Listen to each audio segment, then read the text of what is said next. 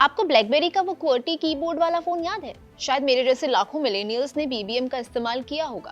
तब इंस्टाग्राम और स्नैपचैट जैसे एप्स नहीं हुआ करते थे। उस दौर में BBM का अपना ही एक जलवा हुआ करता था। लोग एक दूसरे से BBM पिन शेयर किया करते थे। पर वक्त के साथ ब्लैकबेरी का रुतबा खत्म हो गया और फाउंडर्स की कुछ गलतियों की वजह से कंपनी भी डूब गई। लेकिन कहानी यहाँ खत्म नहीं होती है। ब्लैकबेरी ने कमबैक कर लिया है और तगड़ा कमबैक किया है। अनकही में आज इसी पर बात होगी, लेकिन उससे पहले ब्लैकबेरी के आगाज से अंत तक की कहानी सुनिए, जो बेहद दिलचस्प है, आपको मजा आएगा। कहानी शुरू होती है मार्च 1984 से। जगह थी कनाडा का वाटरलू शहर। आज हम ब्लैकबेरी को मोबाइल कंपनी के तौर पर याद करते हैं, लेकिन सच तो यह है कि शुरुआत में इनका फोन बनाने का कोई इरादा ही नहीं था। इस कहानी में 3 कैरेक्टर्स हैं। पहले हैं वाटरलू यूनिवर्सिटी से पढ़े माइक लाजारडिस, दूसरे हैं विंसर यूनिवर्सिटी से ग्रेजुएट डग फ्रेगिन। तीसरे कैरेक्टर के बारे में आपको आगे बताऊंगी। ये दोनों अलग अलग यूनिवर्सिटीज में जरूर पढ़े, पर बचपन के पक्के दोस्त थे। माइक बचपन से ही कमाल के तकनीकी जीनियस थे। जब वो छोटे थे तब उन्होंने घर के बेसमेंट में द बॉय इलेक्ट्रिशियन नाम की किताब पढ़कर इलेक्ट्रॉनिक्स के गुर सीख लिए थे। ग्रेजुएशन के बाद इन्हीं दोनों दोस्तों ने मिलकर कंपनी बनाई, जिसका नाम रखा RIM, यानी कि रिसर्च इन मोशन। तब ये एक कंसल्टिंग कंपनी थी। इनका पहला प्रोडक्ट एक बहुत भारी भरकम डिजिटल विज्ञापन डिस्प्ले सिस्टम था। इसका नाम इन्होंने बजी रखा। ये बिना तार के टीवी स्क्रीन पर जानकारी भेजने का काम करता था, लेकिन ये प्रोडक्ट फ्लॉप हो गया। इसे किसी ने नहीं खरीदा। कंपनी को किसी तरह जिंदा रखना था, इसलिए दोनों दोस्तों ने जनरल मोटर्स के लिए LED वाले साइन बोर्ड्स बनाने शुरू कर दिए। फैक्ट्रियों के लिए सर्किट बोर्ड डिजाइन किए गए। इंजीनियरिंग में तो दोनों उस्ताद थे ही। अपनी इसी काबिलियत के दम पर उन्होंने फिल्म एडिट करने वाली मशीनों के लिए ऑटोमेटेड बारकोड रीडर बना डाला। ये मशीन इतनी शानदार थी कि इसके लिए उन्हें बाद में ऑस्कर और एमी अवार्ड से भी सम्मानित किया गया। सफलता तो मिल ही रही थी, लेकिन पैसे के मामले में कंपनी अब भी संघर्ष कर रही थी। 1990 में हालात इतने खराब हो गए कि कंपनी फाइनेंशियल क्राइसिस में पड़ गई। उनके पास सिर्फ 12 कर्मचारी थे और कमाई ना के बराबर। ऐसा लग रहा था कि अब कंपनी बंद हो जाएगी। तभी कनाडा की सरकार के एक प्रोग्राम ने उनके लिए संजीवनी की तरह काम किया। इंडस्ट्रियल रिसर्च असिस्टेंस प्रोग्राम ने RIM को $30,000 की मदद दी। इस छोटी सी मदद से कंपनी ने सरफेस माउंट टेक्नोलॉजी अपना ली। इससे वो अपने इक्विपमेंट्स को छोटा और ज्यादा भरोसेमंद बनाने लगे। इसी तकनीक की वजह से उन्हें सदरलैंड शुल्ट्ज नाम की कंपनी से $2.5 लाख का बड़ा कॉन्ट्रैक्ट मिल गया। ये वो वक्त था जब कंपनी के इतिहास में सबसे बड़ा मोड़ आने वाला था। यहाँ एंट्री होती है तीसरे कैरेक्टर की। हार्वर्ड यूनिवर्सिटी से पढ़े जिम बालासिली। तब जिम सदरलैंड शुल्ट्ज कंपनी में VP यानी कि वाइस प्रेसिडेंट के पद पर थे।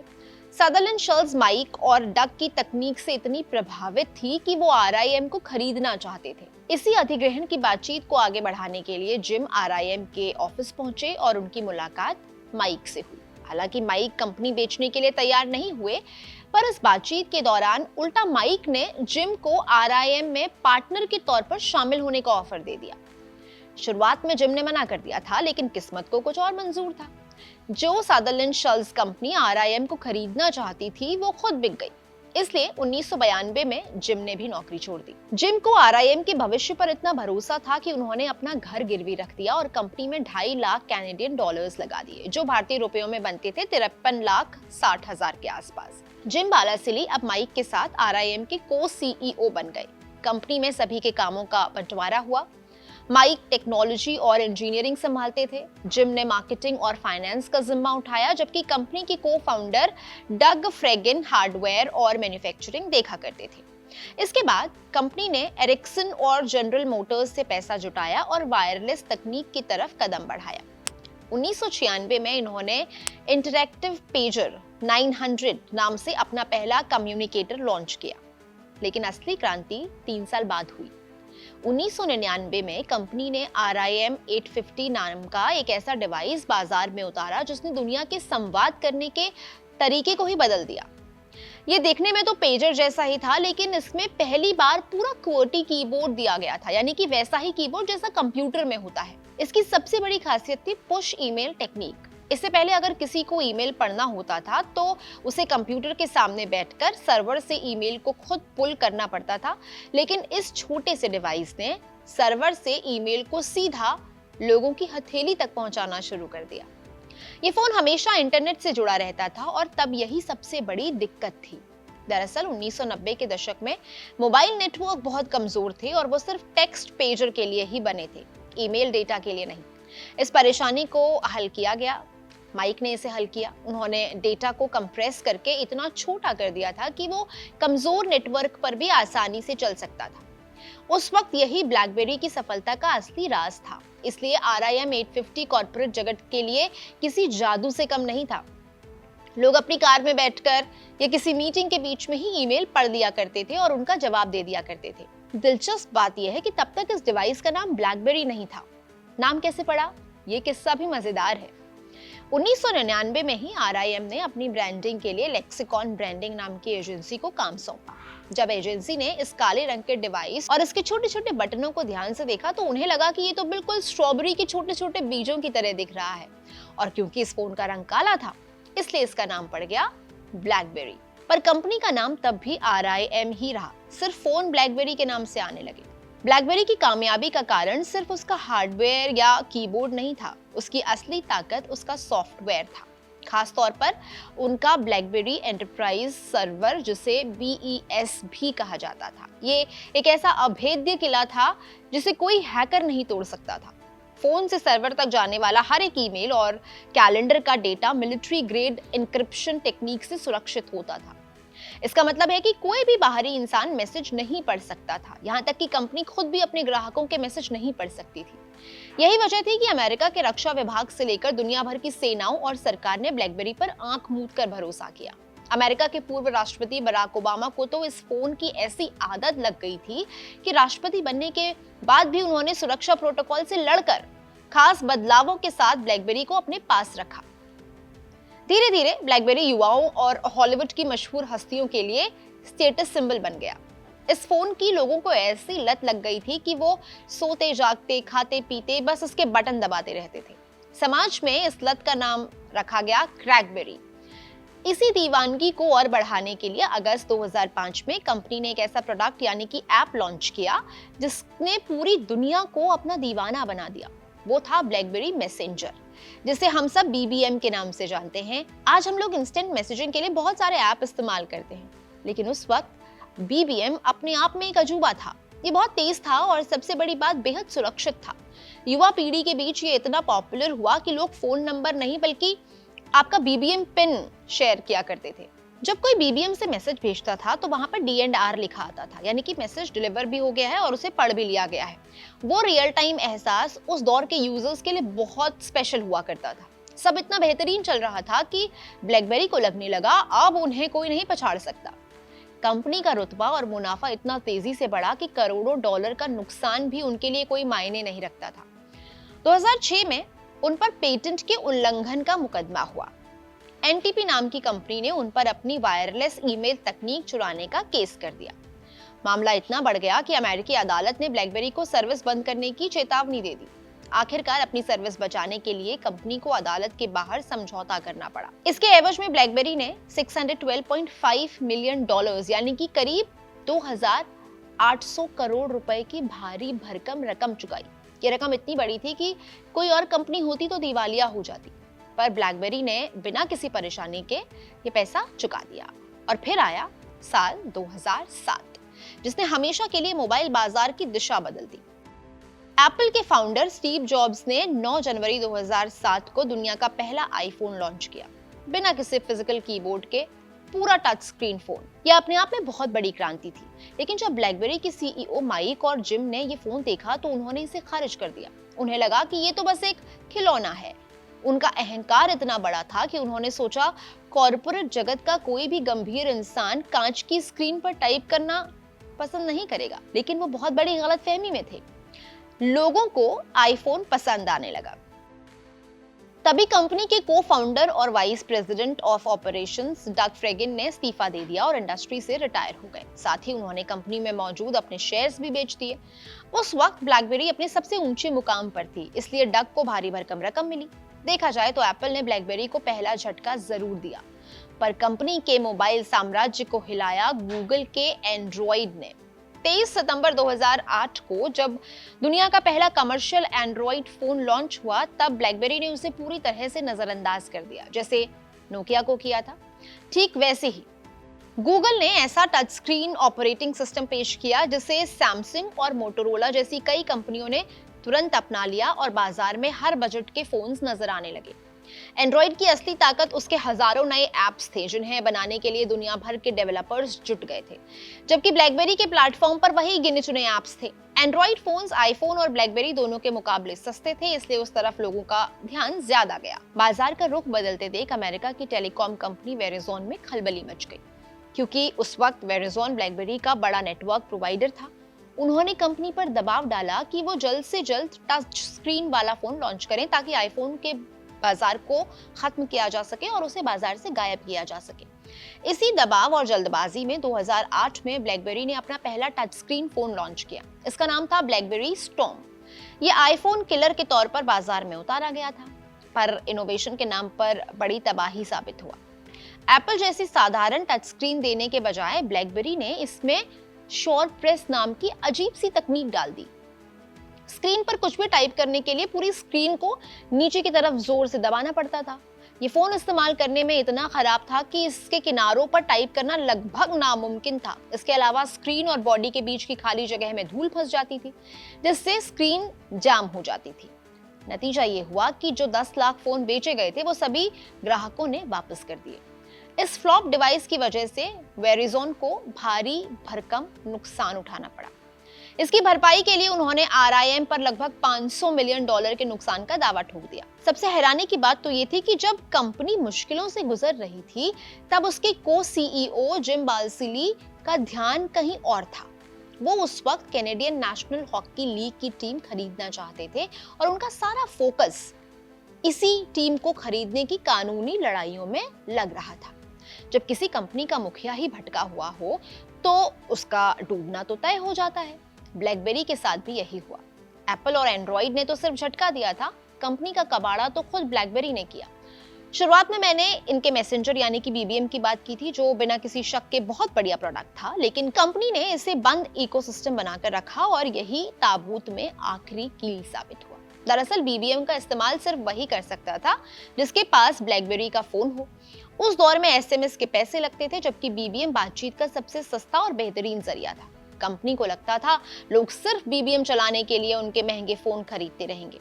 उन्होंने जानबूझकर अपने मैसेंजर को दूसरी फोन कंपनियों के लिए नहीं खोला। असली खेल यहीं से पलटना शुरू हुआ। साल 2009 में अमेरिका के 2 लड़कों ने एक नया ऐप बनाया, नाम रखा WhatsApp, जिसने ब्लैकबेरी की सबसे बड़ी कमजोरी पर वार किया।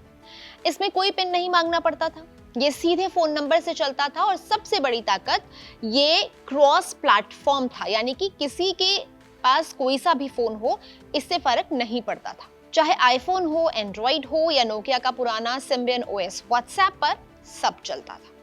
लोगों को अब सिर्फ एक मैसेंजर के लिए ब्लैकबेरी के महंगे फोन खरीदने की जरूरत नहीं थी। देखते ही देखते WhatsApp पूरी दुनिया में फैलने लगा। ये ब्लैकबेरी के लिए वार्निंग अलार्म था, पर कंपनी के बड़े अधिकारी अब भी नींद में थे। पहले आईफोन और एंड्रॉइड ने जख्म दिया, फिर WhatsApp ने उस पर नमक छिड़क दिया। लेकिन ब्लैकबेरी की रणनीतिक गलतियां रुक नहीं रही थी। जब अप्रैल 2010 में एप्पल ने अपना iPad निकाला तो ब्लैकबेरी ने फिर जल्दबाजी की। बाजार में बने रहने की होड़ में उन्होंने बिना किसी तैयारी के अगले ही साल यानी कि अप्रैल 2011 में अपना प्लेबुक नाम का टैबलेट लॉन्च कर दिया, जो इतना अधूरा और खराब था कि इसमें ब्लैकबेरी का ईमेल ऐप या कैलेंडर तक नहीं था। प्लेबुक को इस्तेमाल करने के लिए ब्लैकबेरी फोन से कनेक्ट करना पड़ता था। तब इस बात का जमकर मजाक उड़ाया गया, लेकिन 2010 में कंपनी ने ऐसा दांव चला था जो आगे चलकर उनके लिए संजीवनी साबित हुआ। उसके बारे में आगे आपको विस्तार से बताएंगे।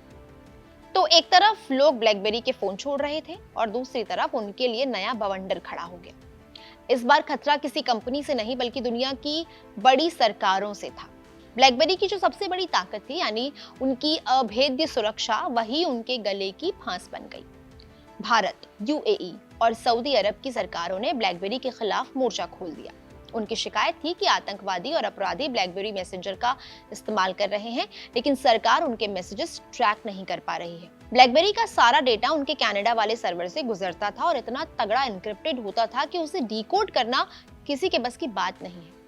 अगस्त 2010 में यूएई और सऊदी अरब ने साफ कह दिया कि वो ब्लैकबेरी की सर्विस को पूरी तरह से बैन कर देंगे। भारत सरकार ने भी 31 अगस्त 2010 की डेडलाइन दे दी। इस पर ब्लैकबेरी का तर्क था कि एन्क्रिप्शन की चाबी तो यूजर के पास है, कंपनी खुद भी मैसेज नहीं पढ़ सकती। कई महीनों की माथापच्ची के बाद बीच का रास्ता तो निकल आया और बैन टल गया, लेकिन इस विवाद ने कंपनी की इमेज को बड़ा धक्का पहुंचाया। ग्लोबल मीडिया में जो नेगेटिव पब्लिसिटी हुई उसने लोगों के मन में एक डर सा पैदा कर दिया कि ब्लैकबेरी की सेवाएं कभी भी बंद हो सकती हैं, और फिर वो हुआ जिसकी किसी ने कल्पना नहीं की थी। जो कंपनी अमेरिका के 50% स्मार्टफोन बाजार पर कब्जा किए बैठी थी, साल 2012 में उसकी हिस्सेदारी सिर्फ 1% के करीब रह गई। एप्पल और एंड्रॉइड ने मिलकर ब्लैकबेरी का साम्राज्य ढहा दिया। भारी दबाव के बीच 22 जनवरी 2012 को माइक लेजारिडस और जिम बाल्सिली को अपने पद से इस्तीफा देना पड़ा। उनकी जगह कंपनी के चीफ ऑपरेटिंग ऑफिसर थॉर्स्टन हेम्स को कुर्सी पर बैठाया गया, जिन्होंने ब्लैकबेरी का नया ऑपरेटिंग सिस्टम BB10 यानी कि ब्लैकबेरी 10 और नए फोन लॉन्च किए, पर बात नहीं बनी। इसके बाद कंपनी को वो फैसला लेना पड़ा जो शायद अगर पहले लिया जाता तो हालात इतने बुरे नहीं होते। आखिरकार अक्टूबर 2013 में BBM को एंड्रॉइड और आईफोन के लिए लॉन्च किया गया। तब तक बाजार उनके हाथ से निकल चुका था। व्हाट्सएप के पास उस वक्त तक 30 करोड़ से ज्यादा यूजर्स हो चुके थे। WeChat और काकाओ टॉक जैसे ऐप आ चुके थे। ऊपर से दिक्कत की बात ये थी कि देर से आए और दुरुस्त भी नहीं आए। जो BBM एंड्रॉइड पर आया वो इतना खराब था कि उसमें बहुत सारे बग्स थे। एक ही दिन में उनका सर्वर क्रैश कर गया। इसी वजह से यूजर्स उससे हमेशा के लिए मुंह मोड़ लेना चाह रहे थे। कंपनी डूब रही थी और इसे बचाने के लिए नवंबर 2013 में जॉन चेन नाम के टर्न अराउंड एक्सपर्ट को नया CEO बनाकर लाया गया। जॉन चेन ने हालात सुधारने की बहुत कोशिश की। उन्होंने 2015 में एंड्रॉइड फोन भी निकाला, लेकिन सस्ते चाइनीज फोन्स के सामने ब्लैकबेरी टिक ही नहीं पाया। आखिरकार साल 2016 में जॉन चेन ने ऐलान किया कि ब्लैकबेरी अब कभी फोन नहीं बनाएगी। हार्डवेयर का काम हमेशा के लिए बंद कर दिया गया और कुछ सालों बाद उसके फोन भी बाजार से गायब हो गए। एक वक्त था जब दुनिया के सबसे ताकतवर लोग बिना ब्लैकबेरी के घर से बाहर नहीं निकलते थे, और अब नौबती आ गई थी कि कंपनी ने खुद ही अपने हाथों से अपना कारोबार दफना दिया। जब आम जनता और निवेशकों ने मान लिया कि ब्लैकबेरी अब इतिहास में दर्ज हो चुकी है, तब उन्होंने उस दांव पर काम शुरू किया जो 2010 में चला था। उसका नाम है QNX। ये एक सॉफ्टवेयर है जिसने ऑटोमोबाइल इंडस्ट्री को काफी हद तक बदल दिया है। आज की स्मार्ट कार सिर्फ लोहे, इंजन और पहियों से नहीं चलती हैं, बल्कि पहियों पर दौड़ते हुए कंप्यूटर्स हैं जो इन्हें खास बनाते हैं, और ब्लैकबेरी अब इन दौड़ते हुए कंप्यूटर्स का दिमाग है। इसे थोड़ा आसान तरीके से समझाती हूँ। हमारे मोबाइल या लैपटॉप में जो सॉफ्टवेयर होता है वो ज्यादातर एक ही जगह से काम संभालता है। अगर फोन का कोई ऐप क्रैश हो जाए तो कई बार पूरा फोन हैंग हो जाता है, उसे रीस्टार्ट करना पड़ता है। लेकिन तेज रफ्तार से दौड़ती हुई कार में फोन जैसी गलती की कोई गुंजाइश नहीं होती है। जरा सोच कर देखिए, आपकी कार का सारा कंट्रोल एक ही सिस्टम से जुड़ा हुआ है। आप हाईवे पर 100 की स्पीड से जा रहे हैं और अचानक कार का म्यूजिक सिस्टम या मैप क्रैश हो जाए, तो म्यूजिक बंद होने के साथ साथ कार के ब्रेक भी फेल हो सकते हैं, या फिर कार का स्टीयरिंग काम करना बंद कर सकता है और ये जानलेवा होगा। यहीं पर ब्लैकबेरी का ये QNX सॉफ्टवेयर काम आता है। ये माइक्रोकर्नल टेक्नोलॉजी पर काम करता है। मतलब ये कि कार के अंदर होने वाले हर छोटे बड़े काम के लिए अलग और सुरक्षित डिब्बा बना दिया गया है। ब्रेक का सिस्टम, स्टीयरिंग, इंफोटेनमेंट यानी म्यूजिक और मैप का सिस्टम सब अलग अलग डिब्बों में है। अगर किसी स्मार्ट कार में अचानक गाना बजना बंद हो जाए या स्क्रीन काली पड़ जाए तो भी कार के ब्रेक और स्टीयरिंग अपना काम पहले की तरह करते रहेंगे। एक सिस्टम के फेल होने का असर दूसरे सिस्टम पर नहीं पड़ेगा। ब्लैकबेरी ने इसी अचूक और सुरक्षित तकनीक को कार बनाने वाली कंपनियों के सामने पेश किया। कार कंपनियों को भी यही चाहिए था, ऐसा सिस्टम जो कभी क्रैश ना हो और जिसे किसी हैकर के लिए हैक करना लगभग नामुमकिन हो। इसके बाद जो हुआ उसने सारे एक्सपर्ट्स को हैरान कर दिया। आज ब्लैकबेरी ने दुनिया की ऑटोमोटिव इंडस्ट्री पर एक छत्र राज कायम कर लिया है। आपको जानकर हैरानी होगी कि दुनिया की टॉप 25 इलेक्ट्रिक व्हीकल बनाने वाली कंपनियों में से 24 कंपनियां ब्लैकबेरी के सॉफ्टवेयर पर भरोसा करती हैं। BMW से लेकर मर्सिडीज, होंडा, ह्यूंडई, फॉक्सवैगन और टोयोटा जैसी दुनिया की सबसे दिग्गज कार कंपनियां ब्लैकबेरी का ही सिस्टम इस्तेमाल करती हैं। आंकड़े गवाह हैं कि दुनिया भर की सड़कों पर दौड़ रही 27 करोड़ 50 लाख से ज्यादा कारों में ब्लैकबेरी का सिस्टम लगा हुआ है। लेकिन एक डूबती हुई कंपनी के पास ये सब करने के लिए पैसा कहां से आया?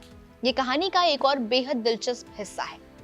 दरअसल ब्लैकबेरी के पास वायरलेस तकनीक और सुरक्षा के हजारों पेटेंट रखे हुए थे। उन्होंने इन्हीं पेटेंट अधिकारों का इस्तेमाल अपनी ढाल और हथियार दोनों के रूप में किया। 2017 में ब्लैकबेरी ने मोबाइल चिप बनाने वाली कंपनी क्वालकॉम को कानूनी लड़ाई में घसीट लिया, जो रॉयल्टी से जुड़ी हुई थी। जब फैसला आया तो क्वालकॉम को करीब 940 मिलियन डॉलर्स यानी कि लगभग 6000 करोड़ रुपए देने पड़े।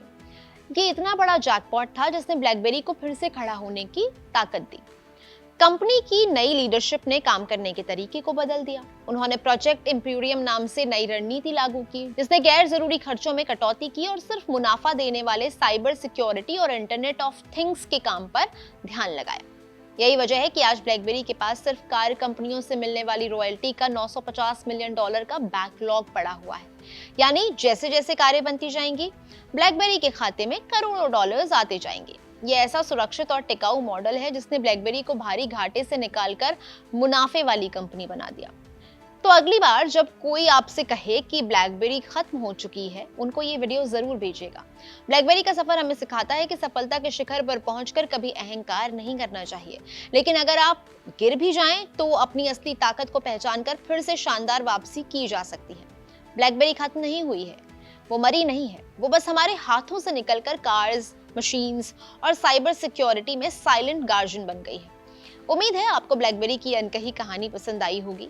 ऐसी ही दिलचस्प कहानियों के लिए अभी कड़क को सब्सक्राइब कर लीजिए।